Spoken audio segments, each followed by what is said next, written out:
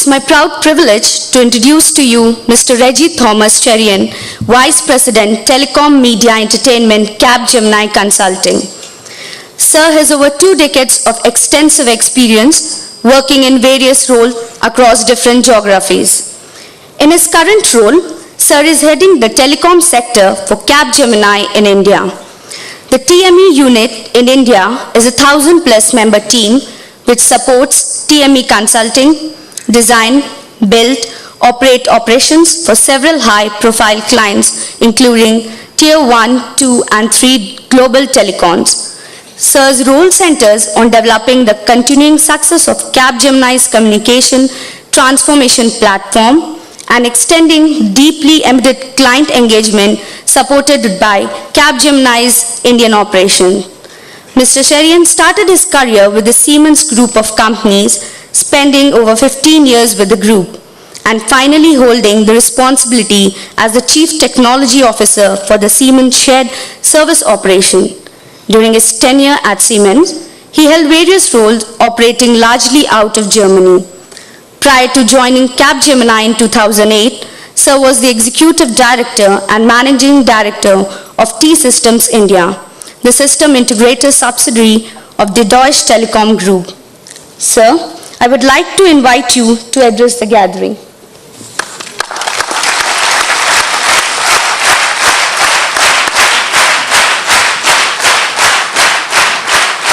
Good afternoon, friends.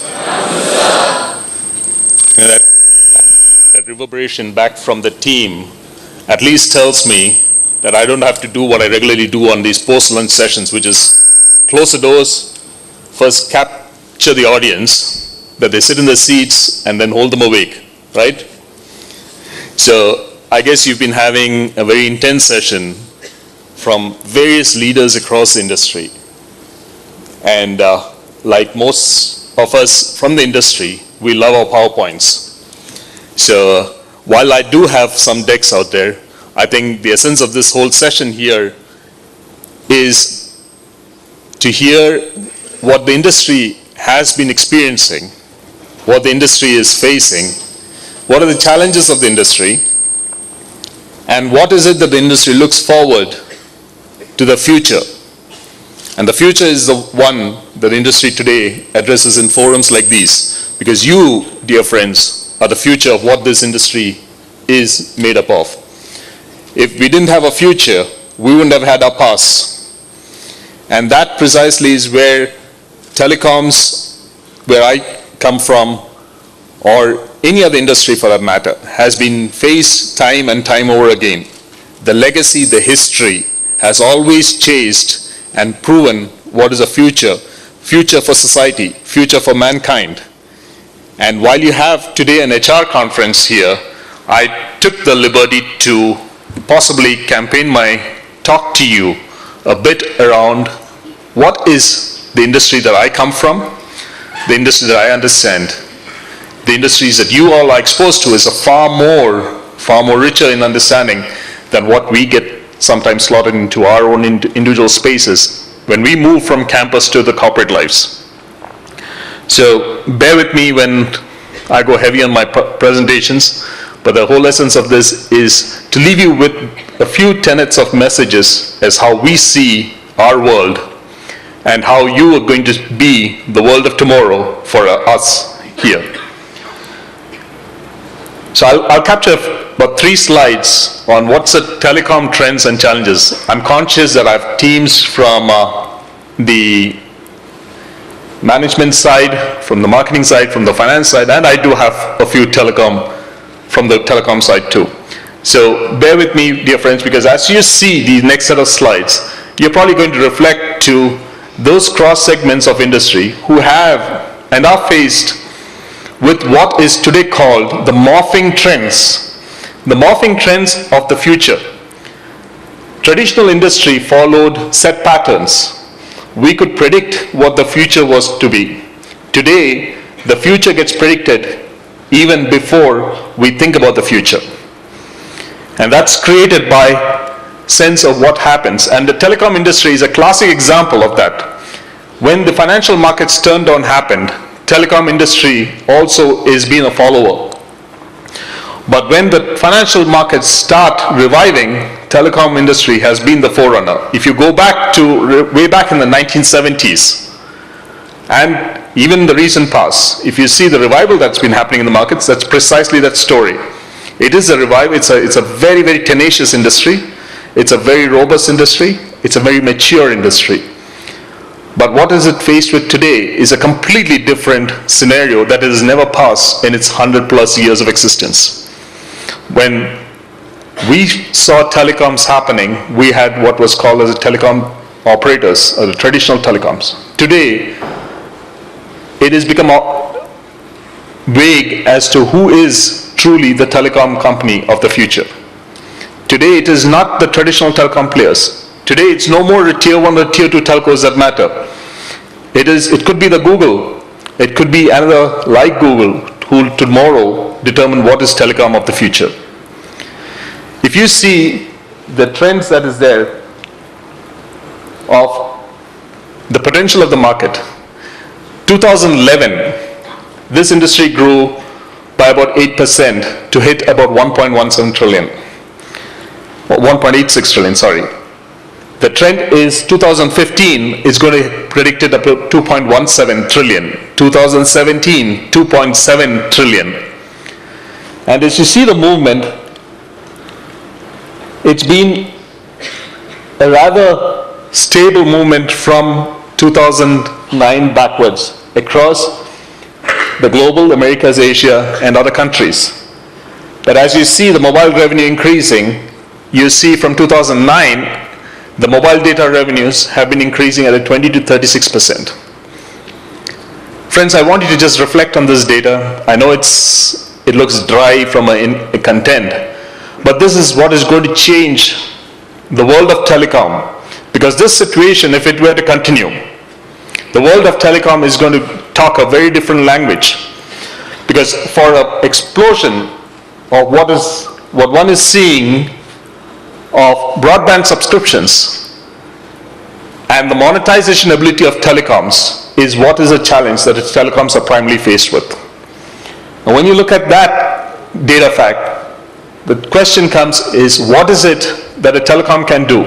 Today, telecoms are challenged by the whole aspect of, do I be the dumb pipe, or do the over-the-top operators come and give value on top of it and rake off and cannibalize revenues? These are the challenges we as an industry want to pose to you, students, who have the ability to research for us, to think through it, to think through the complexities of what this means for us in the telecom space. Because we do a view from a market standpoint, we do a view from a customer standpoint, we do a view from technology standpoint. But the ability to understand what is customer behavior, and who is a true customer. Is the customer the one who makes a payment into a telecom? Or is the customer the one who uses the Facebook in the home, the LinkedIn at home, the Twitter at home, who is out doing streaming video and gaming? Who is our true customer? The customer is possibly that 12-year-old. The customer is probably that 16-year-old. The customer are many like you. How many telecoms approach you when you are not the person who is paying the bill? The telecom, you'll get a call because you have a connection. You have a call because you're registered. You get a call either because you have a billing account associated to you. But do you ever get a call because you're using a service that is being rendered to you and you're not the direct respondent? You are the person who's going to differentiate what is telecom, which you used to monetize on voice and minutes, to what is going to be on bytes. And that is the world that is changing. The world of changing telecom determines new business models, the effectiveness of customer engagement. Now the definition customer, if that's not defined, where does that telecom head? The traditional models of customer engagement has been the customer that you have data about. The challenge today is to deal with that exploded database that you're trying to deal with to determine who is your true customer. Last month, we had this interesting discussion with the financial institutions, and it was all around mobile payment. People touted the success of M-Pesa in Kenya, which drives about 30% of the GDP in the nation, that they said that's going to be the future for India. India is a overbanked and an underbanked society. In such a society where money is not a transaction trade component, but money has to have a physical outlet, challenges the implementation of a true mobile payment platform. How do you change that for India? And then the question came back from the banks to us, to the telecoms, whose customer is a customer? Is a banking customer a telecom customer, or the telecom customer a bank's customer? Because it then came down to the whole aspect of whose data am I dealing with.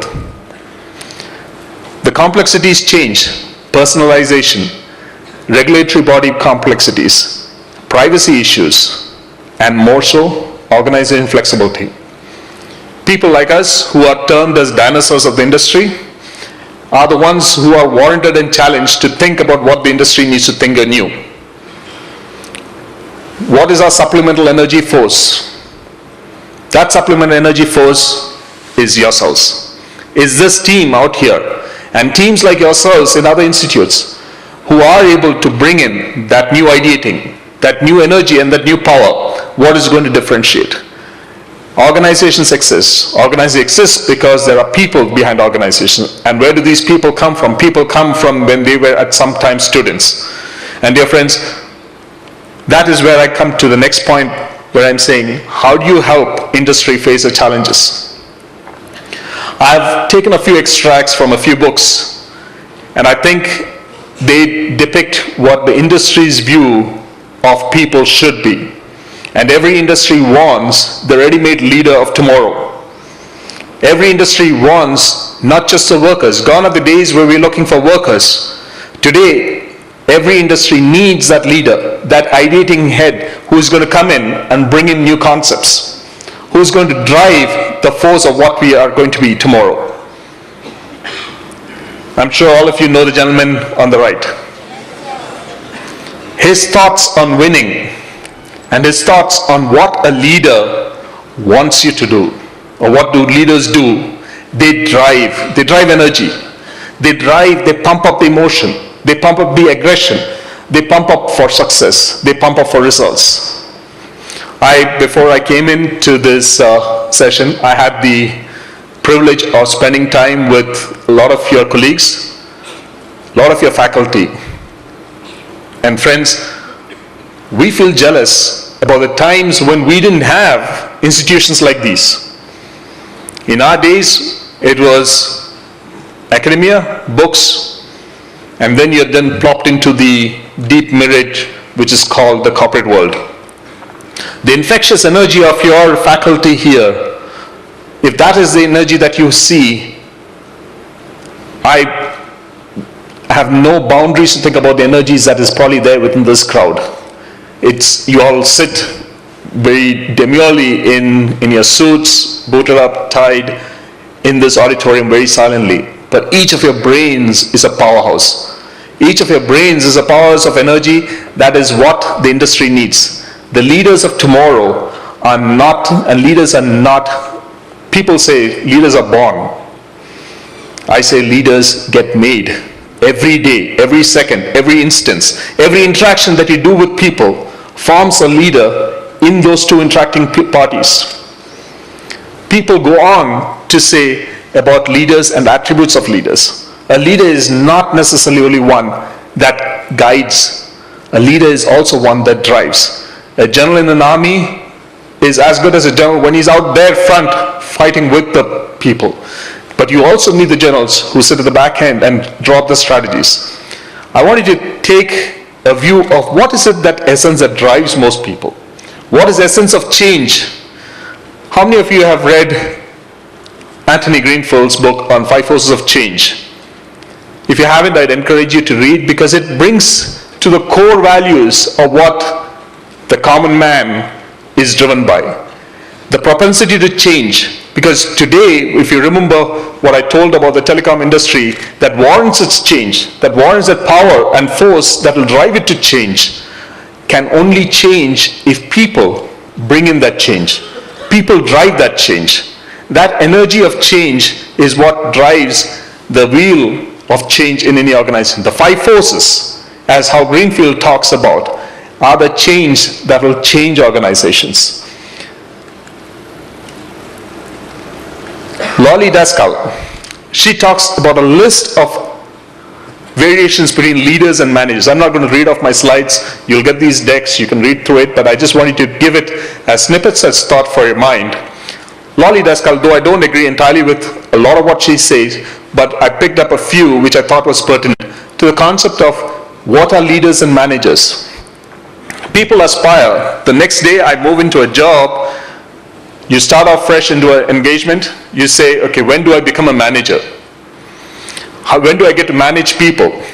And what is a colossal mistake that most organizations do? You take a good developer, you take a good implementer, you take a good engineer, and then make him a manager of people. What do you land up?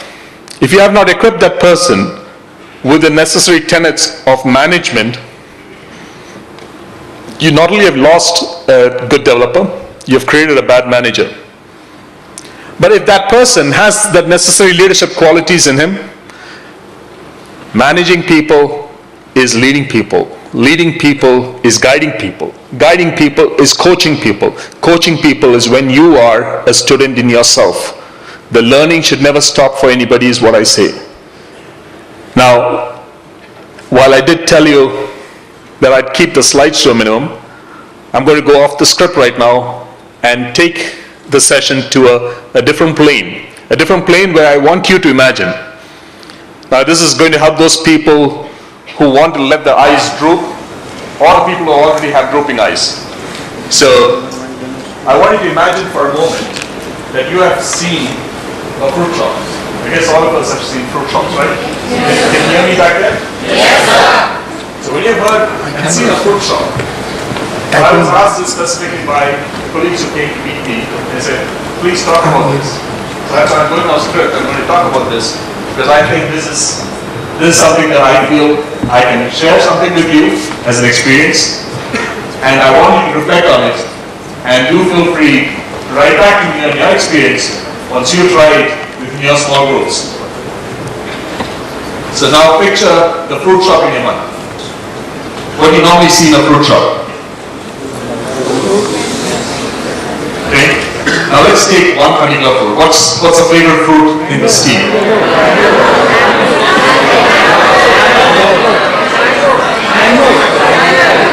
Apples, mango, right? I think that's where this crowd is headed. So when you think about the mango, what comes to your mind? Yellow color. Color. Taste. Shape.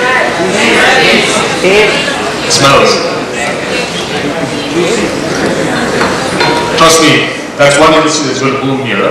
This whole team is great at that. Come to the next level. If I were to tell you that each one of them is unique, do I make sense? That each mango is unique? Yes, sir. Why do you say that? So they have a different. You said it because I asked you to say it. Different shapes? Different taste. Color? Variation. Different color? So what power of yours helps you differentiate that? Imagination? 5 senses. So you said shape, color. How do you use your 5 senses?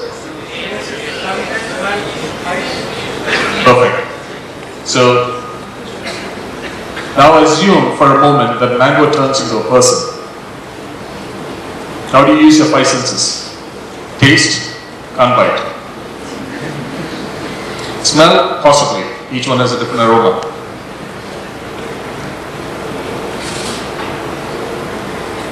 If I were to give this room mangoes, each one of you, and assume this is a fruit shop here. You put it back in there. Do you think you would find back your mango? Think about it. Tough. Suddenly the one becomes an ocean, a multitude. Friends, I want you to transpose yourselves for a moment. That I give you time to take that fruit and spend a few minutes getting intimate with that fruit. So intimate that you will be able to recognize it and identify it out of that multitude. Seems feasible, right? You will know its various nuances. It may take a little time, but you'll still will find it. I'm going to up the challenge. I'm going to up the challenge and I'm going to give you further time to get to know it so intimately without damaging it. Because that fruit, my dear friends, is your closest, most intimate, your soulful mate that you do not want to harm in any way, but you will be able to identify anywhere in any multitude. That you will be able to identify blindly. How does the challenge look? Do you think you will find your fruit blindly in that multitude? I'm going to throw the challenge again. Think about it. I use the word blindly. You'll be given 5 minutes, 10 minutes, 15 minutes, as much time as you want, that you spend with that friend, that intimate friend of yours, that intimate person. And I come back and put it back in the multitude, and you get blindfolded. Do you think you will find that fruit?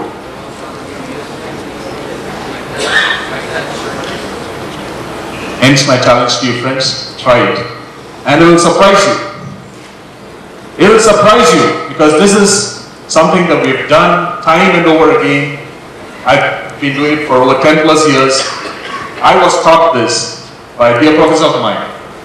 When I sat like yourselves and heard him speak, and I said, no way. Visual, yes.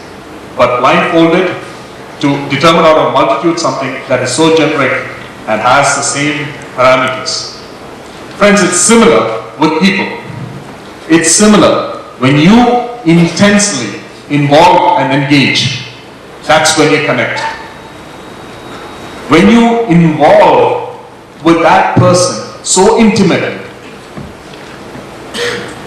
what happens in today's world? When I talk to people today, in our times, people used to talk about having family time, social time with friends. Today people talk social networking. I want to draw another anecdote for yourselves. And I'm going back to the earlier challenge that I threw at yourselves. Do try it in groups of 5 and 10 within yourselves. Because that experience, friends, it touches you. It touches you in your inner core, where you realize that there is an element of that what you do is what really happens in each of our lives. Day in and day out. Every day, we interact with people. Today people talk about the end-to-end interface, machine to machine, man to man, people to people are forgotten. The element and tenets that build organizations, that build society, are still people. Let's not forget that. Technology is an enabler. People make organizations. People build organizations. There's a saying that goes, the difference between running and ruining an organization literally is the eye. You get it?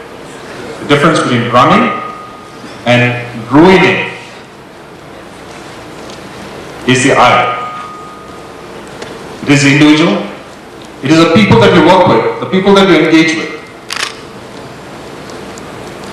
Another anecdote I want to leave you with.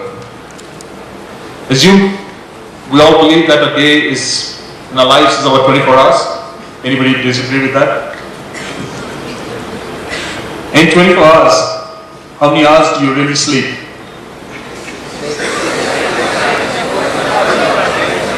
So let's see how the finance guys do on maths here. When you take out those 6, how many hours are you left with? So what do you do in those 18 hours?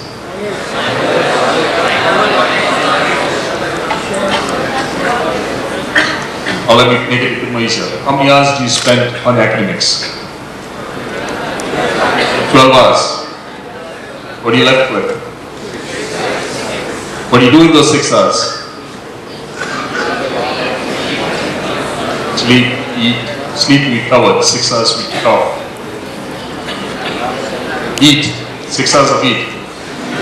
Dr. Singh, we need to do something about your canteen here. Do you interact with people? You do. So the world today, social networking is what I hear, right? Are your friends, family? Here I gather you do 365 days in the campus. You still have yourselves. But what happens to people? You come into the academia world. Now transpose the academia world as a professional world. The same thing happens. 8, 10, 12 hours at work, 8, 10, 12 hours in campus, on your programs. It's your professors, it's your teachers, your gurus, your exams, your marks, your friends, your colleagues. And in those few hours that you do social networking, what are you? The person who is trying to get the maximum number of connections, the best friend, the best brother, best sister. That best comes almost naturally to each one of you. Right? It's self-driven. It's within. But when it comes to those 12 hours on the other side, it's a tough paper or a very difficult professor or something else, or something else, or something else. The very same person who lives in both these worlds has outsourced himself to other parameters. The person here automatically is a self-driven best. Friends, why do you think that happens? What drives that change in individuals? Isn't both these people the same living, breathing human being? Whose life is it? Whose life are you living in both these worlds? It's your life. And if you take control of your life, friends, I'm going to teach you a paradox of the I. The I, people say the I syndrome is a negative syndrome. But the I syndrome is also an extremely positive syndrome because it's that I that collectively makes the we. It is that I, when he has or she has a self-respect, that dignity, that empathy for others, the understanding what it means to me is the same that means in the shoes of somebody else. It is that emotional bonding that will force you to look at life in a very different spectrum. It is not about just the money that you make. It is not about personal growth. It is about your success being infectious for success for others that leads to collective success. No organization was built by just a single man. There were single men visionaries who drove and gave the path for others, who shared what they had to create the next organization. If we go into this world thinking it is the I, me, myself, without understanding that the I, me, myself can do a lot for others, can share and bring an energy into fold, can drive organizations, build organizations. The success of organizations have been driven by people. There have been learning organizations, there have been teaching organizations. There have been organizations that have grown, there have organizations that have succumbed. When you look at organizations that have succumbed, quite oftentimes you realize it's first started with the breakdown of communication within the organization. It broke down with the ability for that organization to deal with different people. It stopped hearing and listening its people. It stopped where people stopped talking to each other. It stopped where ideating stopped. It stopped where innovation stopped. Can you drive innovation on your own? It may start with an individual, but it has to permeate to the others to collectively realize an end goal and achieve goal. And when I was invited to this program today, and I was told the theme of the program was Connect, Engage and Grow, for me it was a relevance to what, just let me see if I can get it.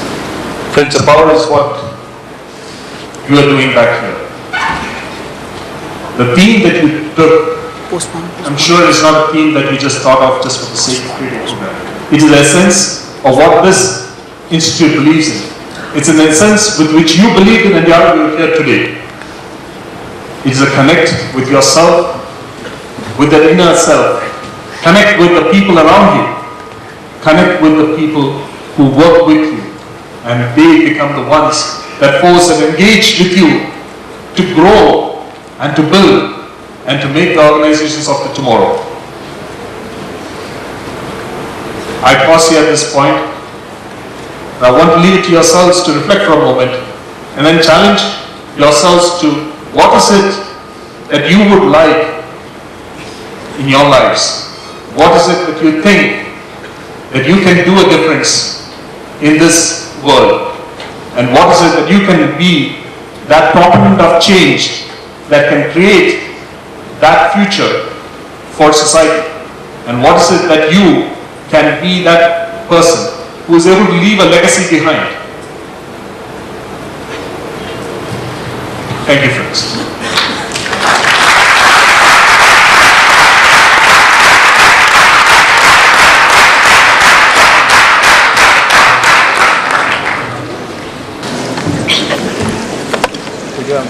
So I want to understand if